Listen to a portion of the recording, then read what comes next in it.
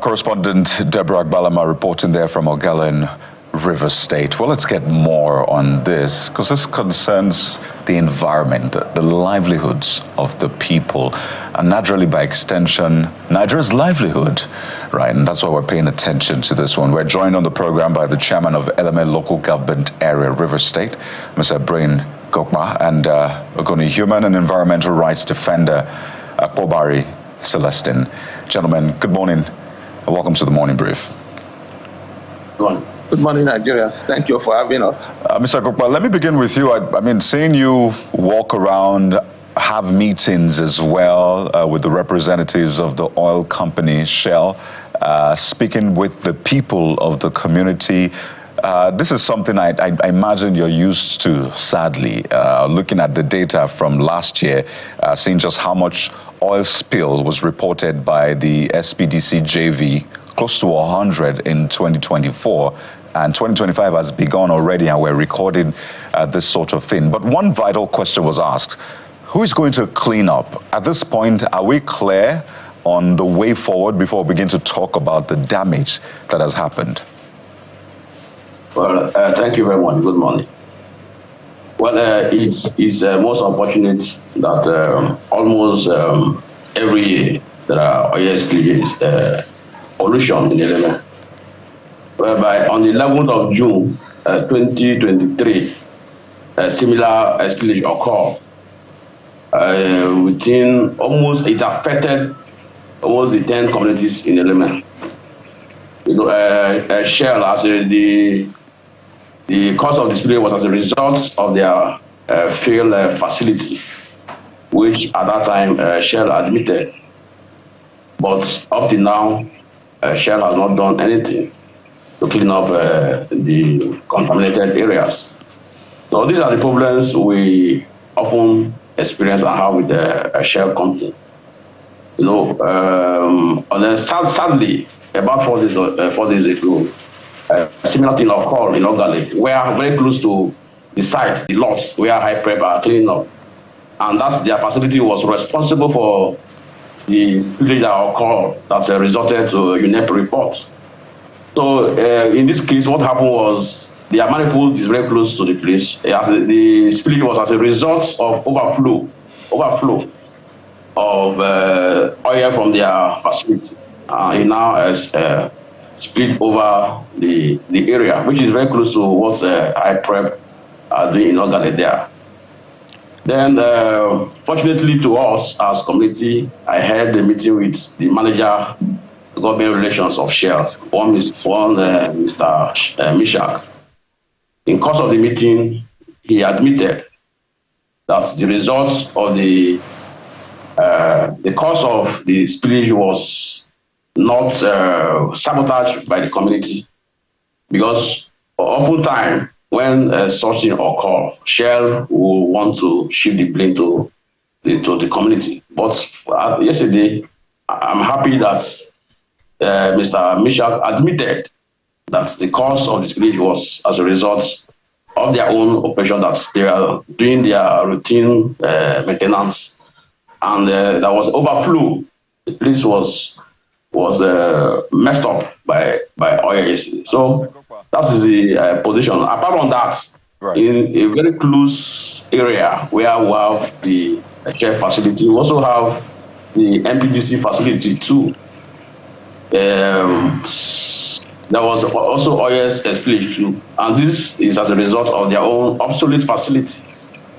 The pipe, the lacing is still there. So as a result of that, the facility failed and resulted to the oil spillage. Mr. Gokba, just to be clear, pardon me, just to be clear, looking at the quantum of the spillage, the recent one, on a scale of 1 to 10, how would you describe it?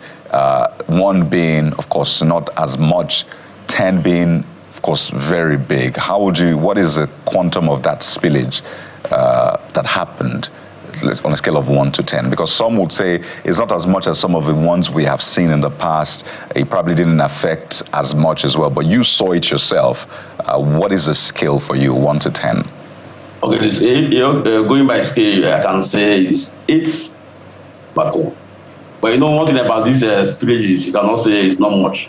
It goes down to the underground water to affect the underground waters. So the scale of them is a serious situation.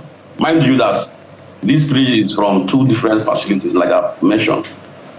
First is from Shell, the other is from NPDC.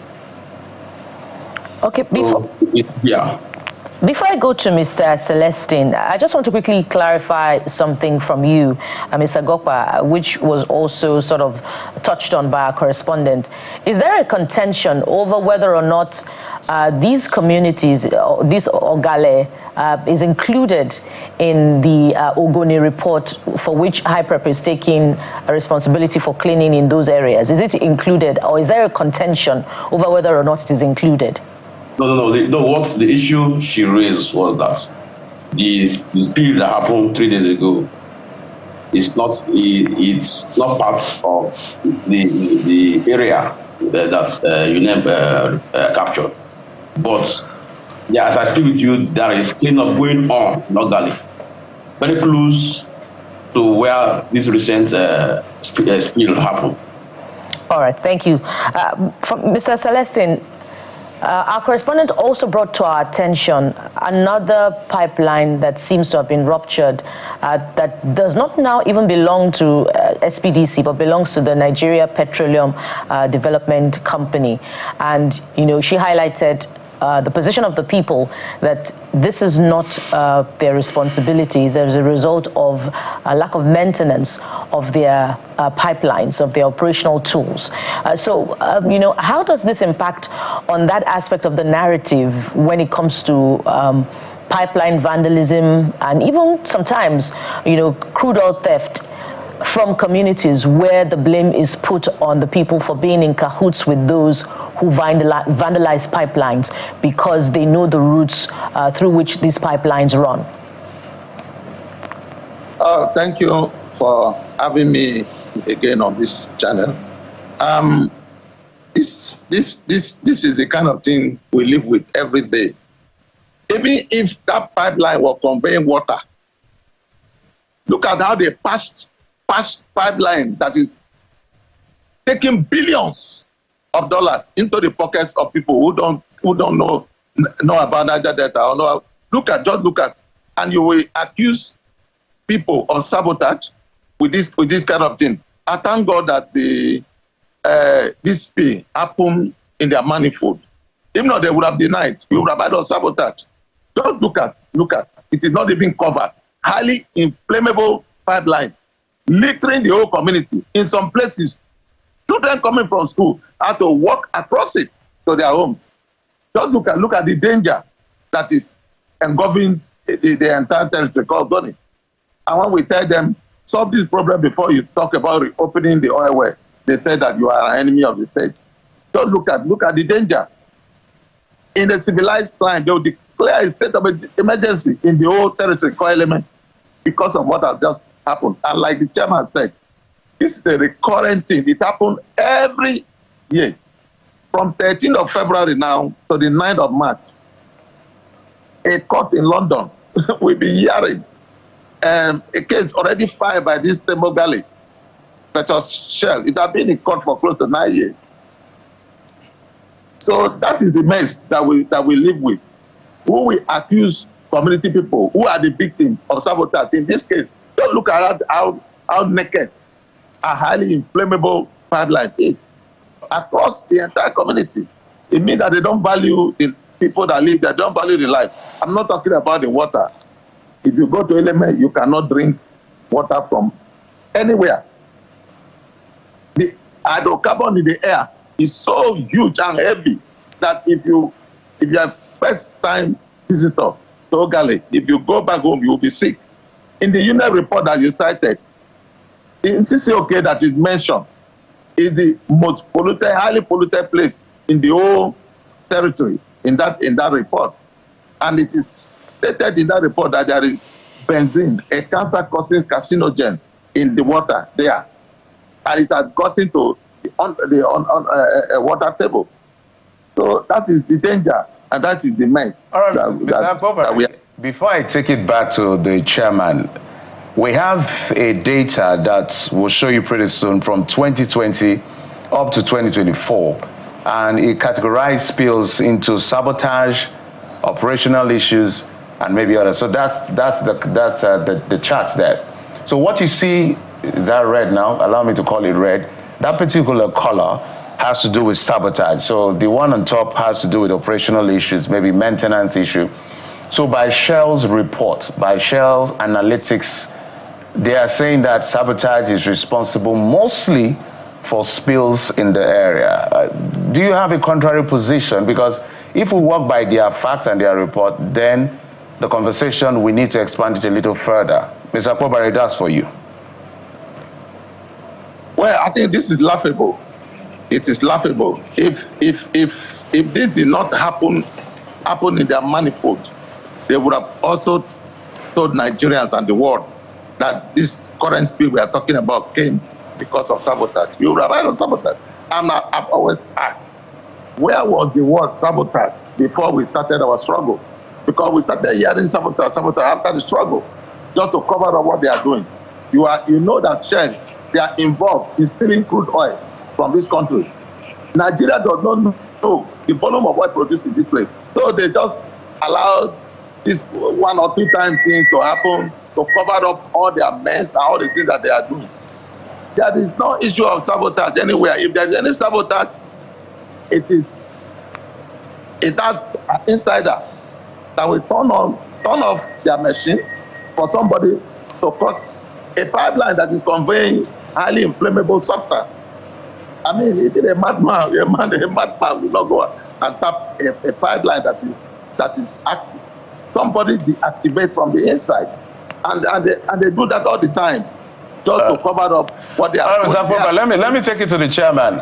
Mr. Bryan, I don't know whether you have a contrary position to that of Mr. Akpobare, because when we do analysis of vandalism or oil theft and all of that, it's literally industrial skill. It's not a poor man's work. It's not just villagers that do the level of skill when we see the report from the experts who cover this thing. So do you also agree or disagree with Shell that most of the spills are caused by sabotage? No, I completely disagree with Shell. I align myself with Celestine Obari. You know, okay, the reports you just showed is independent. I think it's their own private reports. We are Shell. What do you expect Shell to say? Like he said, these are techniques because there is no proper records on the quantity of oil produced. So how can they just on their own come up with the reports that say 90% of the spillage are from sabotage? No, that's not correct. That's the problem we have always. That we have with Shell. Oftentimes, that's what they do. So that's why you see that I have to go there to actually see things myself. Even not that I went there yesterday, by this morning you will hear a different thing that it was the result of sabotage. It's not correct. Not correct. Well, we see that remediation for a lot of them, at least from that Shell's graphics that we showed you, remediation, they say for some of them are not required. Some of them, they say remediation was planned for December the 31st. But you've said that some of those incidents have not been even cleaned up just yet.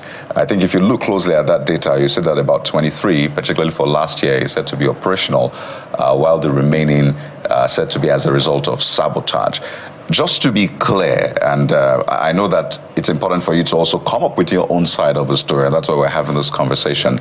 Are you saying that there's never been a situation where sabotage was responsible for an oil spill? That's for you, Mr. Gopa. Well, from records available to me, there's no record showing that sabotage in the axis of element. To the best of my knowledge, there's none. Now, I told you that there was a serious spillage that occurred on 11 June 2023. This one happened as a result of operational their facility failure. But even when it was very clear that the cause of the spillage was from their obsolete pipe, Shell went ahead to say that it was sabotage. You know, so that's the issue we are having with Shell. There's no time they assess responsibility when it comes to this situation at hand. The one you refer to, pardon me, the one you refer to, June 1, 2023, is that the one at, because I see two on Shell's database. There's one as at Rumekwe pipeline at Akarolu, and there's another one at Rumekwe pipeline at Okoma. Is that the one you're referring to? No, I'm talking about the split that occurred within Aleto, because it's affected the river that cuts across Aleto, Akpajo, Okrewa, and up to Eteo. That's this split happened in Element on June the 1st, 2023. No, 11th of June, 2023. 11th of June, 2023. And I just want us to follow it. So on their own database, there's none for June the 11th, 2023, particularly in that area where you mentioned. But the point is, the point of all of this is to know where the challenge is from, know who to hold responsible, and ensure that they are held responsible and they do right by the people, by the environment, and eventually by the nation. So what are you hearing from Shell, particularly for this one? Are they agreeing to clean up? How are you escalating it? How much support are you getting from government? Okay, and like I said, I had a meeting with the manager, government relations yesterday, where tactically he accepted, the Shell accepted responsibility. That's the cause of the split was their own operational issues. But however, they insisted, because that's what they call a joint investigation committee also, where we have regulative agencies, Shell, community, local governments. They form a kind of team to do proper investigation on what is responsible for this spillage. So that's the next step. And this morning, that investigation will start. But however, like I told you, we have seen it practically that the cause is as a result of their overflow from their manifold. But they insisted that there's a need for a joint investigation. So we are ready. After maybe in the next 3-4 hours from now, the investigation will commence. But whatever it is very obvious that the cause is as a result of from their end, it's from Shell's end. Okay, and so while that is very, very important, let's also look at other aspects of the narrative. For instance, we also saw another pipeline belong to the Nigeria Petroleum Development Company. I'm coming to you now, Mr. Celestine. So if there are other spills that, as a result of activities of other oil companies, even if they're state-owned, will the communities also be looking to ensuring that the state takes responsibility?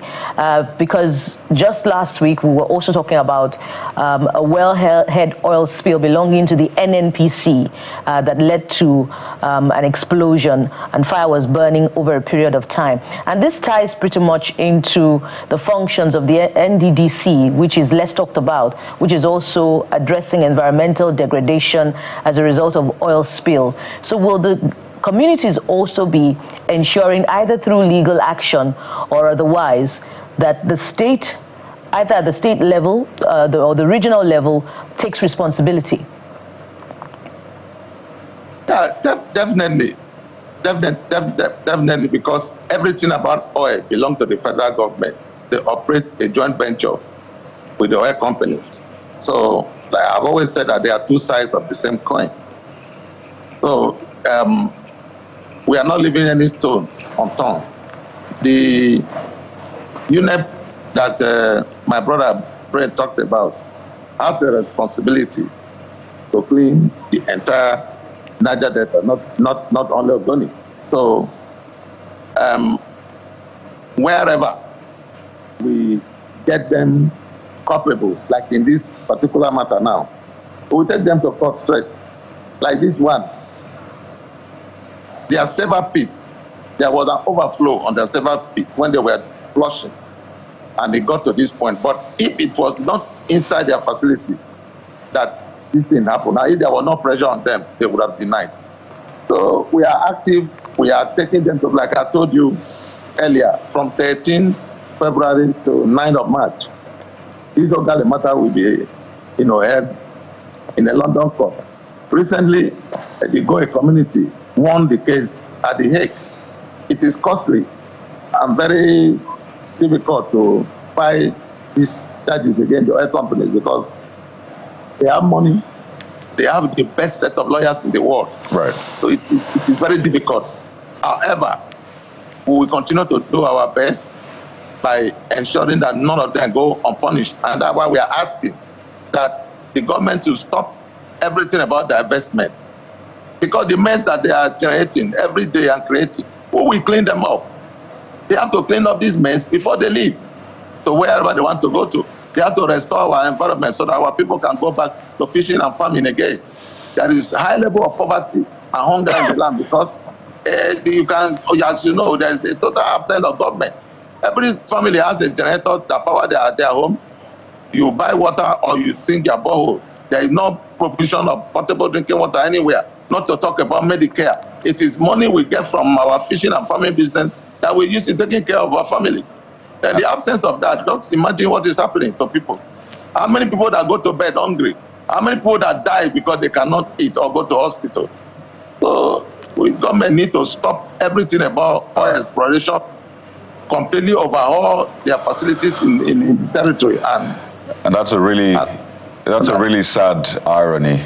But we have to thank you so much, Mr. Pobari Celestine Ogoni, human and environmental rights defender, as well as the chairman, Element Local Government Area of River State, Mr. Brain Gokba. Thank you, gentlemen. And of course, we'll be following this to see how things play out. Thank you for your time. Thank you. Thank you. Well, we'll keep our eyes on the development in the Niger Delta region. We'll take a moment on the show. And when we return, we're talking about the USAID funding freeze, its effects. We have some analytics and data for you so you get a sense of the impact of all that in a moment. Please stay with us.